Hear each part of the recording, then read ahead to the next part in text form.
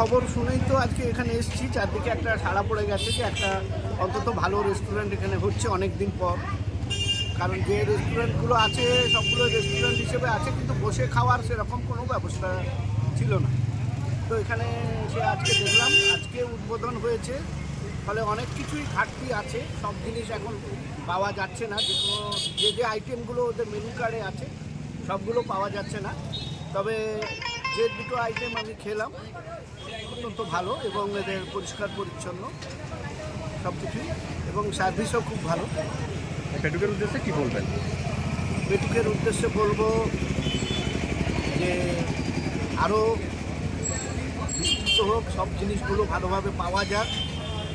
Service তো এমনিতেই better, তবু আরও একটু যেন, অবশ্য এটা আজকে প্রথম দিন বলেই হচ্ছে, আরও হয়তো এক সপ্তাহ পরে দেখা যাবে যে এটা অনেক বেটার সার্ভিস হয়ে গেছে। তো এটা যেন বেশি দিন চলে এবং টিকে থাকে। খাদ্যরসিক বাঙালি, খাদ্যরসিক বাঙালি এটা যেমন ঠিক, তো এখানে আমি দেখেছি একটা দোকান হওয়ার পরে বেশি দিন চলে না। কারণ একটা দোকান মেনটেন করতে গেলে তার তো একটা খরচ আছে, এবং সেই কস্টটা নিশ্চয়ই খাবারের উপর দিয়ে আসে। তো সেই কস্টটা মেনটেন করা এখানে সাধারণ লোকের পক্ষে সম্ভব হয় না, যেটা কলকাতায় যেটা অনেক সম্ভব। তো এখানে আশা করছি এরা দামও কম রেখেছে। আমি মোটামুটি যা দেখলাম, চণ্ডীপুরে ময়ূরী রেস্টুরেন্টের থেকে এদের এখানে দাম অপেক্ষাকৃত কম এবং বেশ কম।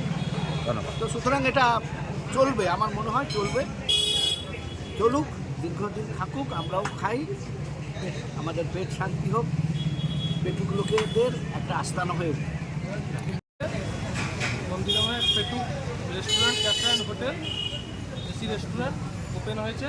আপনারা যেরকম আগে কলকাতায় খাবার পেতেন, এখানেও সেম খাবারই পাবেন, এবং আমাদের হোম ডেলিভারি 5 কিলোমিটারের ব্যবস্থা হয়েছে। এসি রেস্টুরেন্ট, আসুন, খাবার খেয়ে যান, পেট ভরে খাবার খান।